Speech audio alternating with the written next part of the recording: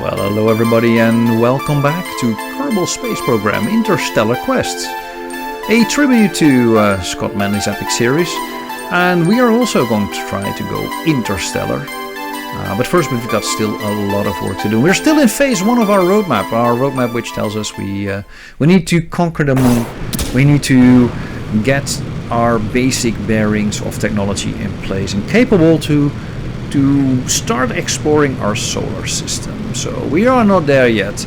You are watching the Segan F9, which is a very capable craft. It's a very simple craft. It is our resident moon taxi. It's a basic lander for a direct ascent, and it can leave from Kerbin, go into orbit and go straight to the moon.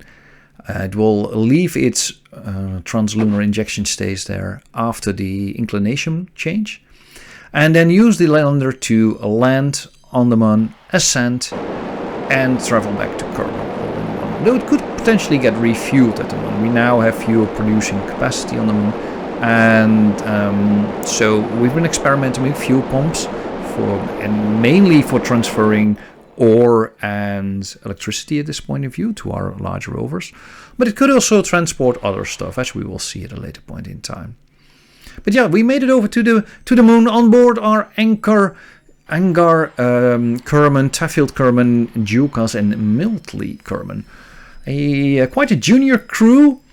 I think Angar has been at the moon before, but the other ones I think are fresh candidates.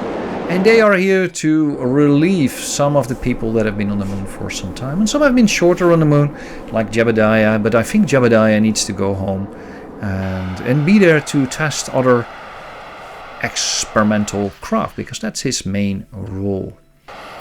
And the Segan F9 has become a, well, at least for descent and landing, an experienced craft. All the bugs have been worked out of the software, and the guidance system seems to work very, very well. And you can see us home in, even in nighttime, homing in on the landing zone number 1, which is the furthest from the base. At this point in time, this is considered the safest landing spot, until we get maybe some asphalt in the landing zone itself. So it's going to blow up all kind of debris and regolith and maybe damaged equipment. And you can see we've added lights. We've added lights to both of the landing zones, so I can see from screens. Green means LZ1, white is LZ2, which is up in the southwest corner of the base. I think it's southwest. Anyway, they landed, and we bring over our trusted vehicle, the Surveyor A. It's been on the base. I think this is the oldest vehicle in the base. Yes, this is the oldest vehicle. This is the original rover that we brought over to scout for the base location, and it scouted a significant part of the twin craters on the moon, looking for a crater that is sort of flat and a little bit recessed in the terrain, but good accessible. And it's done its job, and at least we pretend that the bulldozer was there to make sure we get all the regolith out of the way and flatten the area, rather than Kerbal Constructs putting up a map decal. But it flattened an area for something like 600 meters in diameter, which at the time I thought was insanely big, but you will see that we are able to fill that up in no time. The crew boards the rover. We've got 2 seats in the back in the Geolab and 2 seats in the front. Some of them have to get used to lunar gravity, but they're almost all there. Here we go. Yeah, they're gonna drive back to the base, relax for a bit, and maybe hand over some documents or training manuals on the F9 and everything that they've learned so far. And then when it's daylight, we'll send the other crew home. So we've got a contract to rotate the crew. Those are always nice contracts to have. Those contracts pay, well, not an insane amount of money, but they pay money, good money for us to finance flight operations. It will pay for the rocket and everything else we need to do. So here we are trying to dock the rover to the base so they can just transfer using the crew transfer in the module. They're not exactly the same height, so this will always take a little bit of fiddling, but Well, a couple of days later, or Kerbin days, like half a Monday. A Monday is about 3 days in Kerbin time. We have Jebediah leaving the base, heading towards the rover, and planning to drive over to the Seeker F9, but they can't for some reason. Something is wrong with its seat, which used to work flawlessly up till now. So he brings out Teoli, and Teoli, the resident engineer, fiddles around, and as a true engineer, removing stuff and adding it back on. That should surely solve the problem, right? Well, it turns out it doesn't. So I've put them on nodes, off nodes. I've tried to put them in storage, pull them out, even built a new seat. Whatever it was, why it worked in the past, it's not working anymore. And Teoli is completely frustrated, and she goes back in and has probably a hot coffee to recover from this disaster. Yeah, this is Kerbal Space Program for you. Some days it will work and sometimes it just won't. So yeah, Jebediah is still out there. And he thinks, well, why drive when you can actually fly? I have this beautiful jetpack, so why not use that? He fires up his jetpack and simply flies over to the Seeker spacecraft. So we now have 3 identical spacecraft on the Mun, the F9, the F8, and the F7, and none of them have actually ever returned home. So that's why we need Jeb out there to make sure that this is actually safe, what we're doing, rather than sending more people over there, hoping that we'll be able to get them back. Catfried, the resident scientist who's been on the Mun for quite some time, she wants to go home but doesn't want to fly, so she walks the something like 250-300 meters over there to the landing zone. Maybe she wants to inspect the solar panel fuel farm which has been constructed to her right, which you may have spotted or not. Or maybe she wanted to gaze upon the habitats that have been dug into the regolith, which in the next episode I might be able to color. I did fix that at some point in time. I fixed the texturing, but not in this episode. So you have to look at the graving and just imagine that it's made out of loon dust. We'll fix that. And the third person that leaves is Brooke. She ganders from the windows, goes through the galley. Forgot her sandwich, and this is the docking node to the right side. The rover is docked, but she can just leave here. That's fine. This is a review from her helmet. Yes, the solar farm, the rover, and here we go. This has been sped up several times. So you can see we've started building chemical plants. Yeah, so before leaving we should fly over here and capture the data. So they're bringing all the data that we gathered from our Moonhopper journey. Remember we traveled to all the major craters for all the science. That science is a part of a contract which we still haven't completed because we haven't sent the science actually back. So she's gonna stay behind, but she delivered the science because she's a scientist. So she can deliver the science to the spacecraft, and is now observing Jeb testing the thrusters and blasting off. Here she goes, testing landing gear in 1, 2, 3. Stabilizing the craft. It's kind of hard to record and fly and do everything simultaneously, but there we go. And he's firing up the rear camera. Look at that base. What a perfect location. We're gonna see more of that in the future. I really love what we've done there. And for now he's testing the ascent stage. Again, this should be like 1200 to 1600 meters per second in the stage, depending on how much you've depleted during landing. No, sorry, in total.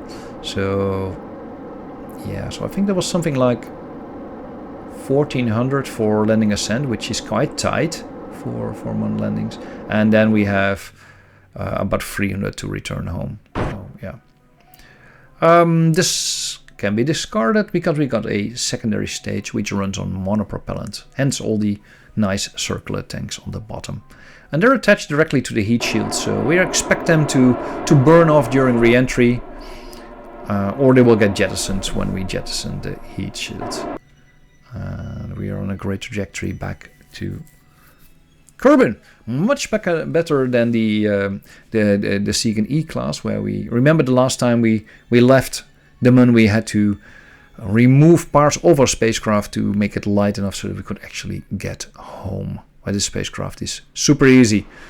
We are at something like a 40 kilometers periapsis, so it's quite steep, quite fierce.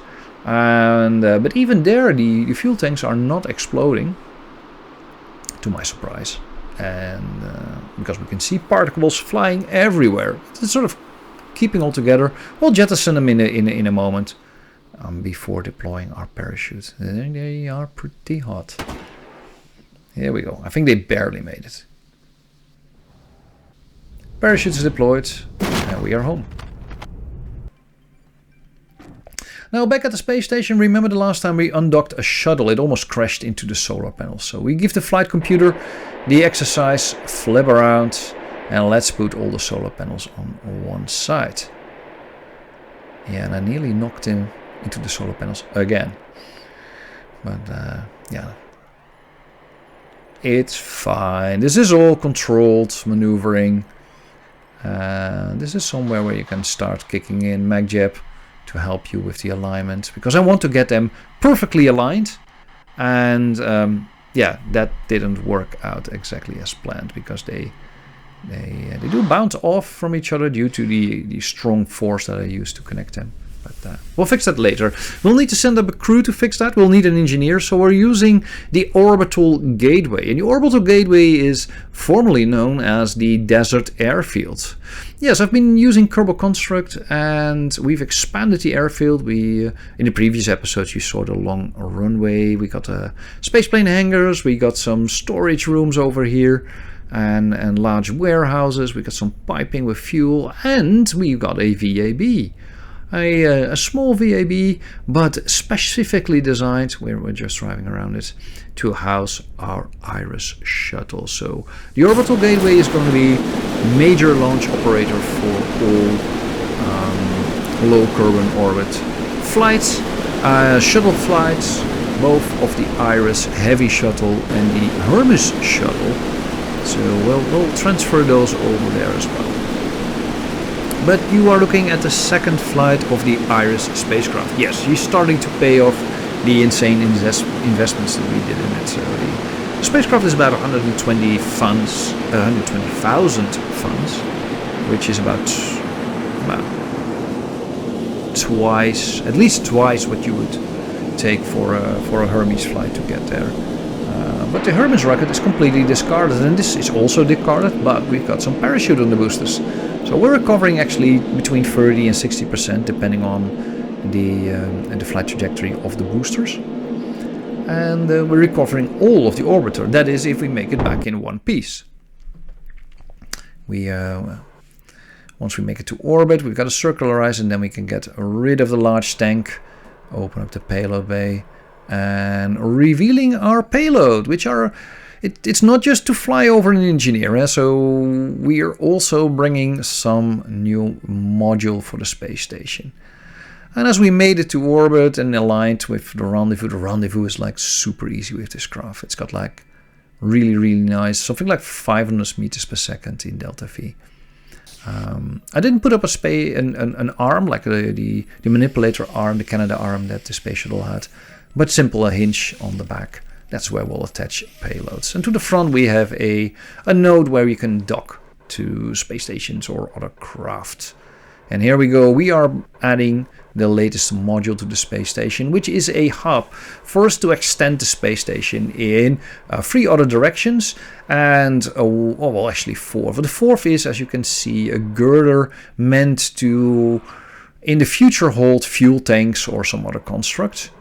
We can expand in 3 ways, because the other part, which we have now targeted, is a Mark II docking port. Our shuttle is using a different format than the mini shuttles. It's a bigger port, more convenient to go through, but just since it's larger, we also need to flip around. Of course, I could have used the same docking port and keep everything consistent, but I think that over time these things should change. And here you can see how insanely big the shuttle is. Much like in real life, actually. So Merlin fixed a faulty power module which paid for this flight, and is now taking a look at the problem we had with the docking port. So The Hermes spacecraft, the tail fins would connect together upon docking, and then upon releasing it would sort of spring that shuttle away and it move off in a unpredictable trajectory. So we're turning simply the docking port around so that space shuttles can dock in opposite directions, and then this problem should no longer occur. And here we are. Mirlong is super happy with this, and she's actually going to stick around. She spent enough time on the moon for now, so she's going to spend time in low Earth orbit as the resident engineer of the station. And the other team spent some time there. I think they spent a couple of days over there, not too long, but they can now finally return. And I think it's more than a couple of days, because you can see I need to change my inclination quite a bit to get back on a trajectory that will put us over the desert airfield. But not a problem. We've got Scott Kerman and Bill Kerman along, and we also brought Nardorf Kerman with us. So we swapped Nardorf for Mirlong. And we're on a really good angle towards the orbital gateway. And we can see the plasma already built up. This is a kind of maneuver I assumed the real space shuttle would enter at a 40-degree angle. I'm angling 90 degrees because I'm stupid. Which causes the craft to flip around. No, I have a hard time predicting where I will actually land. So if I go 90 degrees, I tend to overshoot only a little bit. So I was trying to avoid overshooting, but now I'm undershooting. So because of this little endeavor with the flipped spacecraft, we lost a lot of altitude. And we're recovering, but you can see the runway in the distance. I have a hard time getting there. And we're aligning our spacecraft nav utilities, which you cannot see, which is on the outside of the screen. Gave me some runway information, so I know I need to still align a little bit further. But I still have to figure out how to fly with this, actually. We got a ton of monopropellant left, which is both making the plane heavy, and since we have it, we could also burn it. I need to glide at about 6-degree angle, and I'd rather glide at 4 degrees. But I'm trading off speed for altitude for distance, in the hopes that I will make it to the runway, which unfortunately is not the case. Yeah, that looks like a bumpy landing, but this is like sped up 6 times. We landed with something like 30 meters per second. This is a really nice spacecraft to bring back. All the other shuttles are really hard. I thought driving over there, but then, yeah, I gave up. Next launch, well, there's going to be another one, because this one's not doing well. Yeah. Again. So, same craft, same payload, same launch. Engineering cameras are now pointed at the engine bell, so that's probably what makes it work. We're launching the DeepSight D4 telescope.